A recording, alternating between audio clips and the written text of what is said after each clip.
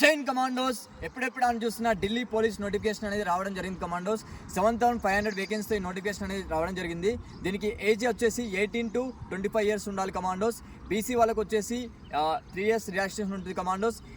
ST వాళ్ళకి వచ్చేసి 5 years age relaxation ఉండడం జరిగింది కమాండోస్. ఎడ్యుకేషన్ క్వాలిఫికేషన్ వచ్చేసి 10+2 కమాండోస్. 10+2 ఎవరు చేసినా ఎలిజిబుల్ కమాండోస్.